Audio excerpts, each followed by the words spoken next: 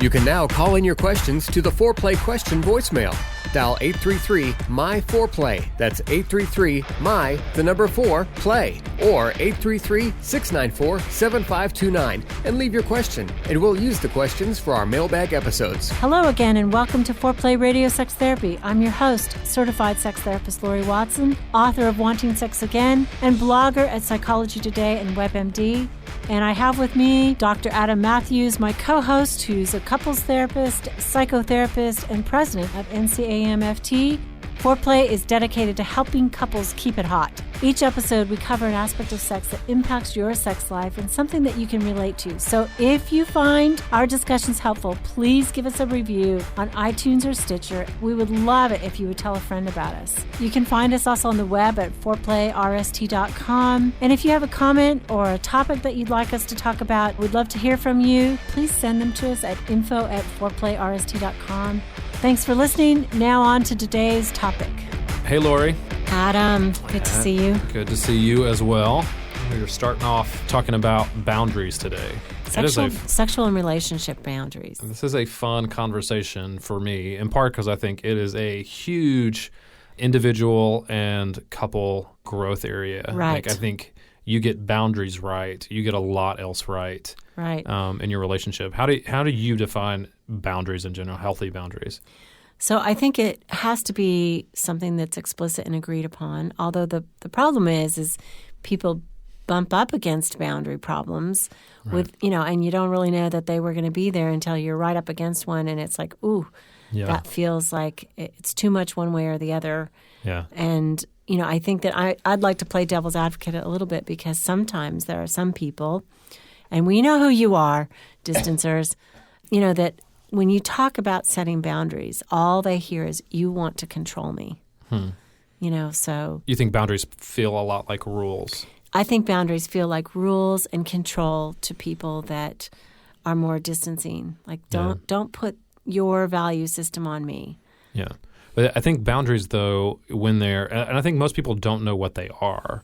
Like, I don't think they Describe for us a good boundary. I think boundaries are anything that makes something distinct, right? Okay. If you think of boundaries of a country, right, or a state, or even a city, like it's something that marks something as different than another thing, right? So, we're in Raleigh, so the city of Raleigh has boundary markers that where Raleigh turns into, you cross that boundary, right? And you're in something else that's different. And so boundaries, personal boundaries, individual boundaries, are boundaries that mark me distinct from somebody else. Okay. Right? And a lot of times, most of the times, there are physical boundaries. We have physical space, right? Boundaries that we are comfortable with. I'm comfortable with people being so close to me, or that's different. Right. That you may feel more comfortable with people being right up in your face, having a conversation, whereas I may want people to stand a foot away from me, right, or further. So there's personal space boundaries. Right. That's a really natural one that I think we all identify with. Yeah, you can know that one. Hugging. Maybe I'm more of a hugger than you are, or other people Doubtful. are. Doubtful. I'm a total hugger. I agree with that. Right. You can think about those, but I think it gets harder to translate when we're talking about emotional boundaries. Yes. Right. So relational boundaries. And relational boundaries. So I have distinct boundaries of things that I'm okay with. My family's emotional boundaries, we were okay with talking over each other, for instance, right? My wife's family was not okay with that. And they're not okay with talking over each other or being loud with each other. They're going to talk. They're not going to be as loud. And that's, if I'm okay with that, right, then I'm saying that my boundaries... So that's okay when I always interrupt you? Yes. That's totally okay. It just is exciting, and we're just talking, and the whole thing rolls. Right. But okay, but if it's my wife, for instance, she's not going to be okay with that. Yeah. Then you talk about like relational boundaries. Basically it's saying what they are kind of rules of relationship, but they're mutually agreed upon. Okay. What am I okay with? What are you okay with? And how do we negotiate that to what we're okay with? And they make us distinct, right? It makes our relationship distinct from other relationships. It defines it as different from other relationships. It defines me as different from other people individually, but as a couple, our boundaries are going to say, this is what we are okay with and this is what we're not okay with, and it defines us as unique and different from other couples, right? Right. And I think, certainly our podcast is pitched two couples who are concerned about fidelity and monogamy. Yeah. So that is a really big boundary. Right. And often, though, I would say defined differently. Yeah. By couples, like Absolutely. what violates that and what they consider. I mean, we get a lot of questions about this, and certainly we do a lot of clinical work around people who think, well, it's monogamous, but, just because I kissed this person or went to this strip club or watched porn they have different value sets in terms of how that's defined. It's going to vary from couple to couple, but that is the type of stuff we're talking about. Yeah. Most of the time, in monogamous committed relationships, you're talking about the physical act of intercourse is only with each other. Like that's a boundary that you draw. Right. And most of the time, what's interesting to me is that people don't always even say that out loud to each other, right? It's just assumed that if we're in a married monogamous relationship, we're not going to have sex with other people. But that is one of the clearest boundaries, wouldn't you say? Sure. That couples draw with each other. That would definitely be my understanding. Right. Right. But then you go into those other areas that you were talking about, and people are going to hold different things. And so they may feel like, for instance, I had a couple one time who the man invited a female coworker over to their house when the wife wasn't there, and they were in the video game industry, and so they were playing video games together. And he did not think that was a boundary cross of their monogamous relationship, but she certainly did, and was really, really upset by it, even though she agreed that nothing physical had happened between them and nothing romantic was happening between them. That was a boundary cross for her, that there had been another woman alone in their house.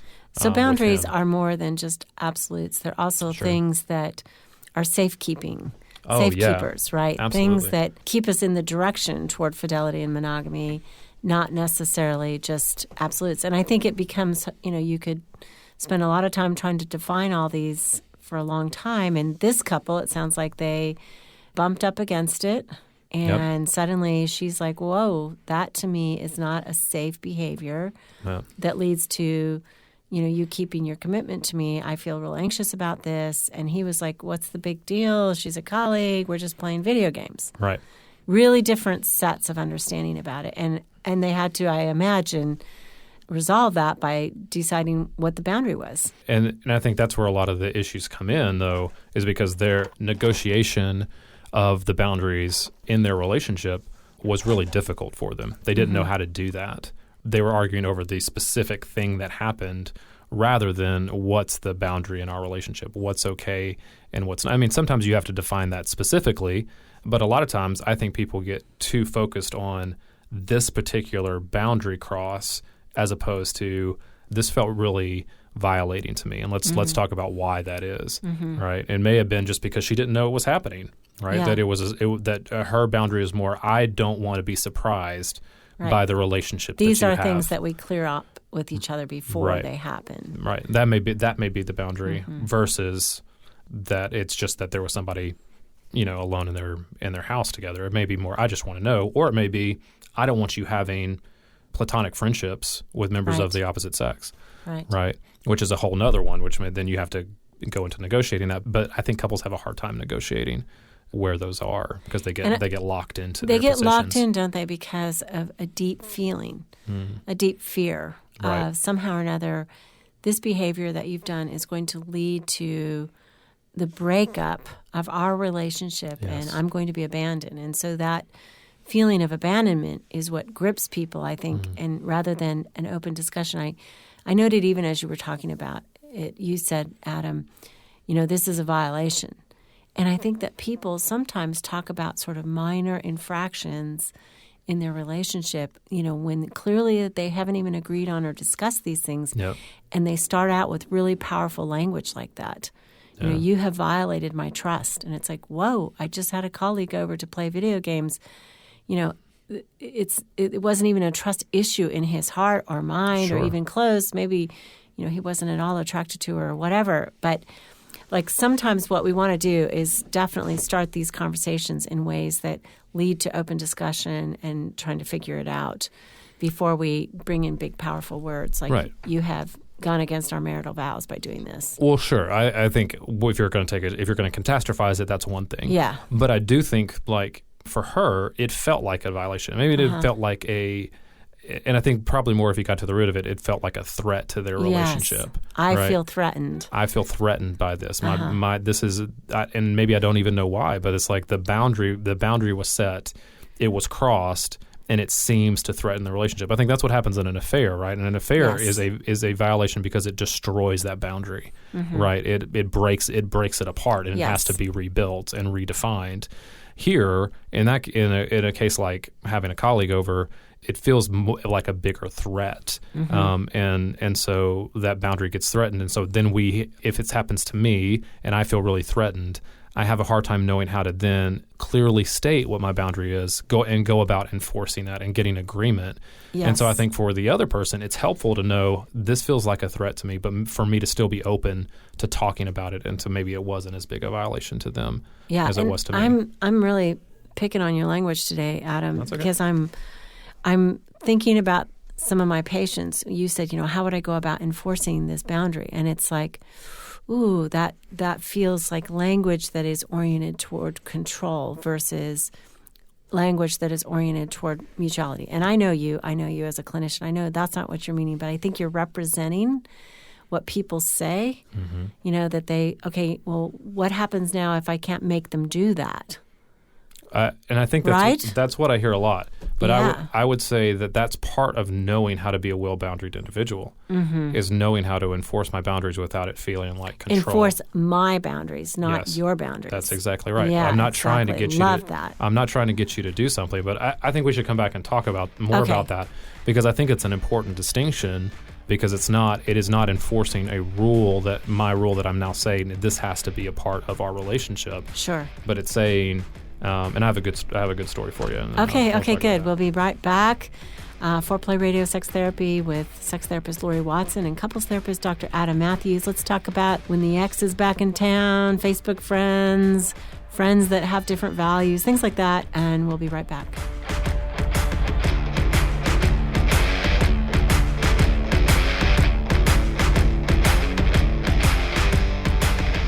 So, Adam, we're going to do a new thing. We are going to offer a link to Patreon on Foreplay Radio Sex Therapy, which is foreplayrst.com, for people who are really interested in helping us develop deeper, more interesting podcasts, and also offer resources to them. Yeah, Patreon is a platform where you can directly support things that you love. We know that several of you have been real supportive of us, and we hope you would consider being financially supportive as well. Right, because we're running practices and families, and we need time really to do more, something like a webinar. We'd like to do some worksheets for you. We really want to expand the resources that we can be able to provide to you as our listeners, dive deeper into the questions you have, offer more practical steps for you to have the best possible relationship. So we're looking for some patrons. We appreciate already the love, the emails that you send. All of that is great. So if you love listening to us, you can find out how to support us by going to our website, foreplayrst.com. Thank you so much for considering that. We appreciate it. Speaking with certified sex therapist Laurie Watson from Awakening Center for Couples and Intimacy. Laurie, what is an intensive? So an intensive is 12 to 14 hours of therapy all in one weekend. And it's a way to really make fast progress on an issue that you've been stuck in. Maybe it's a sexual issue or a relationship issue. People will fly in maybe on a Friday, and we'll do 3 hours usually, get them acclimated, kind of set a direction. And then on Saturday, we usually do 4 or 5 hours, and Sunday morning, 4 or 5 hours as well. Compared to weekly therapy, there's just so much more you can get done when you have a chunk of time. How do people know if an intensive will help them? I do an initial hour interview to make sure that the candidate is suited for that kind of deep, long work, and also to make sure that I'm the right person. And for the record, if you don't choose to come in and see me, then you don't have to pay for that hour. Overcome the challenges in your relationship and your sex life. Learn more about intensives and Awakening Center's other services at awakenloveandsex.com. Hi, I'm Dr. Adam Mathews, and I want to welcome you to Mathews Counseling. At Mathews Counseling, we believe it is our job to come alongside you in whatever difficult challenges of life you are in and help you rediscover hope and to find the strength that you have to face those challenges. We believe in people, specifically that no two people are alike and therefore they need solutions that are unique to them. We strive to create a safe and comfortable place for you to explore who you want to be and identify the obstacles standing in your way. Oftentimes, the first step toward finding help is the hardest, but it can also be the bravest. At MathewsCounseling.net, we strive to help make the first step easy. There you will find our blog with some great resources from our therapist. You'll also find a link to our client portal where you can schedule directly with our therapist at your convenience. We offer free 30-minute consultations either in person or over the phone, so the first step is at no cost to you. Give us a call at 919-587-8018, or again, find us online at MathewsCounseling.net. We look forward to working with you.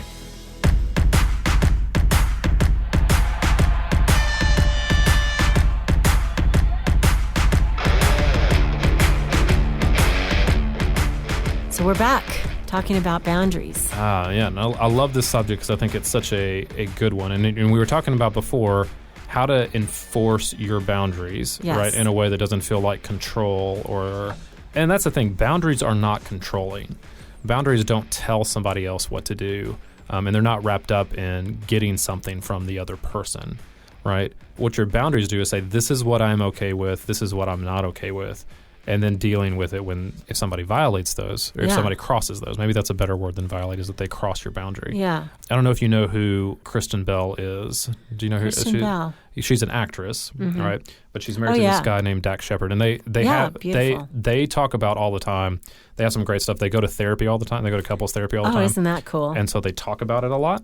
I saw a video of her talking about some of their experiences in couples therapy and what they had to learn in that. And one of the things that she talks about is that she would, when they would have fights, she would dramatically leave, slam the door, get in her car and spin the tires out, squeal them out, and then she would go like around the corner and just sit there and wait, right, as a way to just like show him, right? She talks about how he came to her and said, like she would, after a few times of her doing this, he would come to her and say, this is not okay with me. He said, I want to talk about a way to do this differently. He said, I respect myself too much for that to continue to happen. And he was open enough to talk about how he wanted things to change, and they came up with a plan together. It's like maybe next time she talked about how this was just built into her. She just did this and felt like she had to get out of the situation. And so they talked about, well, maybe you can go outside or you can leave the room, but you can't peel out of the drive. You can't leave the premises, the house, or whatever it is. And they talked about how to negotiate that and down to where something they were both agree with. But I love the phrase, I respect myself too much. Right. For allow this, I think let this go on. I think that is it's not enforcing like you have to do it this way, but it's saying I am not okay with this, and I'm so much okay with it that it's not going to push me out of the relationship right now. But if it kept going, it would eventually mean that I couldn't stay in the relationship. Right. So with a boundary, I mean, we have to kind of think through what our reaction might be if there's a violation. Right. There's that word again. So easy. Or if there's a crossing of that boundary. Yep. And it could be anything. We want, as best we can, to have a measured response. When we have an agreement with somebody and they cross that boundary, we want to have a measured response to that, because a lot of people just say, okay, I'm done. I'm out of the marriage. I'm quit. Right. I'm going to leave you. And they're using that bomb every single time. Yes. This is crazy, but I see couples, and sometimes no matter what the difference is, I mean, it could just be a difference. Like, what is this? I guess I'm just going to have to leave you because you don't do it my way. I'm like, whoa. So you want to have that's controlling. That's controlling. And you want to have a sense of what you would do if your partner does something that, is against what you've agreed on. So let's just take one. Yep. What happens when the old flame is in town? Yeah. Does love ever die? Yeah. Are you saying, should that be a boundary or? Yeah, and your partner says, hey, Janie's in town, like to see her. where's the agreement? Let's work that through. Like, what would be the compromise? What's the sense in that? Yeah. Well, I do think it's hard because I do think it has to do with what you're comfortable with. Right. Right. So every couple may have an individual different boundary. We're not going to tell you at foreplay the right and wrong way you should negotiate this. Yeah. And I do think you have to, like, the ex thing, not just on they're in town and I want to see them personally. I think a lot of times now they're on social media, they're on Facebook, they're making contact that way. Mm-hmm. To me, there's a boundary about secretive relationships, right? I think that's one that to me would be fairly obvious that I think would benefit the health of the couple if they had a boundary around no relationship, nothing I do with somebody else is going to be a secret from you, right? So if I'm going to have lunch with an ex, we're going to talk about it, and I'm going to respect if it feels like a threat to you, right? If it feels like a threat to my spouse for me to go have lunch with a ex-girlfriend, then it should at least default, don't you think, to whether that person is comfortable with that or not. Yeah, or a discussion, or you invite there's ways to negotiate it. Maybe you invite your spouse with you, or you get together now as couples, not as, one-on-one. But, some people could be totally comfortable with that. Yeah, you want to go see Susie's in town? Sure. Go for it, honey, because you know that in the end it was so bad that he's never going back, and or maybe they weren't that sexual, and so there's no sexual threat, and it's so open, and your partner tells you everything about and is a good reporter and detailed reporter, and so you're wildly comfortable. So there's no right or wrong way to negotiate it, but there is a sense of being aware that certain things probably do need to be talked about. I think, too, the old flame on Facebook, it used to be that when your partner went home for the high school reunion, that was a hotbed of affairs. Yeah. But now Facebook is in the eternal high school reunion or college reunion. Mm-hmm. You're always available to those people, and you can secret message them and all that. And I think it's more problematic. I think to have those people as your friends, especially if it's somebody who maybe inappropriately contacts your partner and says, "Hey, I'm just wondering how you're doing." Yeah. If your partner tells you that, that's first of all a really good sign, right? Yeah. They're open. I just want you to know my ex-girlfriend contacted me. First of all, I think those are the people you trust more, right? Because they're open. It's discovery of that, like, hey, I've been having I noticed on Facebook you've been having a conversation with your ex. What's that about? And then the person says, oh, I didn't think anything about it. I didn't tell you. It's like, hello, you got to be thinking about that. I think that when boundaries, because they are defining of the relationship, when you find yourself doing things with somebody else, right, that are supposed to be inside the boundary of your relationship with your partner, right, that's where I think the cross starts to come in. Sure. So if you start to be sharing your inner struggle with, a friend, an opposite sex friend, and you're not sharing equally with your partner, and because sharing develops an intimacy, right? And I think in adulthood, it's very difficult to define, to figure out the line between emotional intimacy and sexual intimacy. And I think that happens physically as well, too. It does. I have lots of couples who they're doing things physically with somebody else that would very clearly, in my mind anyway, be something that should be so like you would have a member of the opposite sex sitting on your lap, for instance, right? Oh, gracious, right? Yeah. And you're just having a conversation with them.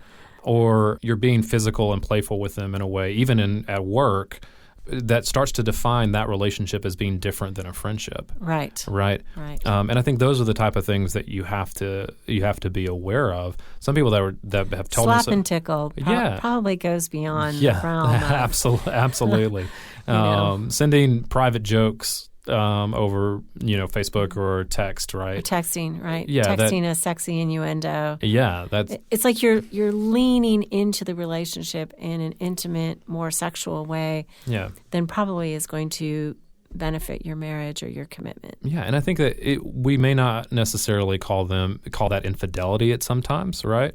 I don't think it would be. There's a lot of things like that may not be technically infidelity, but they are infidelity light. They're like you said, they're leaning into that. It's setting a trend, perhaps. Yeah, it may even possibly set you up for an affair, which may not be what you're even wanting at all. Yeah. You may not even have that in mind, but it may be setting you up for something. But let's talk about it from the distancer side, and who says, look I do not want to have to check in with my partner every time an ex-girlfriend contacts me. That's ridiculous. I am just friends with these women. I've always stayed friends with these women. I'm not going to report on that. Yeah. What would you say? What would I say? I would say, well, I mean, I think there does, on their side, there has to be some boundaries about trust, about being able to extend trust to each other in that. But at the same time, like, you can't continue to act like you're a single person. That your actions don't have repercussions for your committed relationship. Yeah, I think one of the first tasks are a very important early developmental task is to form a we. Yeah. This is about us. And so that there is a part that we think of a third entity. There's me, there's you, there's us.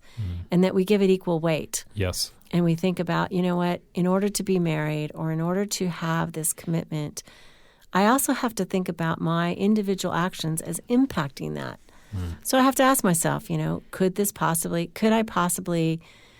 be misinterpreted? Could I possibly be tempted? Yeah. It's so great to see all my exes, from Texas at any time of day or night, and I feel totally clean about my boundaries. But does my partner know that? Yes. I mean, maybe a conversation, right, that says, hey, I just want you to know I've always stayed friends with my girlfriends.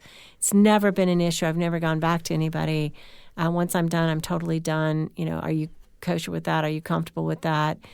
I mean, maybe something like that, just so that you're clear right in the beginning versus your partner becoming surprised and then it feeling like a secret that you kept from them. Yeah. I think this openness allows for more leeway. It's kind of like the difference between the spirit of the law and the letter of the law. Absolutely. The spirit of the law says, I'm concerned and committed to the we, to us, and to building that up and keeping any of my individual behaviors from something that would jeopardize that behavior. I think that's the key to me. Or jeopardize that relationship. Yeah, well, and I think it would jeopardize the security of that relationship. That relationship has to feel secure and safe for both people. Right? And so it can't be something that's where you're micromanaged and every move that you make right, because that is can feel scrutinized. so controlling. Yes, it's not controlling, but it's respect for each other. So if I say, I've always kept in touch with my exes, it's not a big deal to me. I know my boundaries. Do you feel okay with it?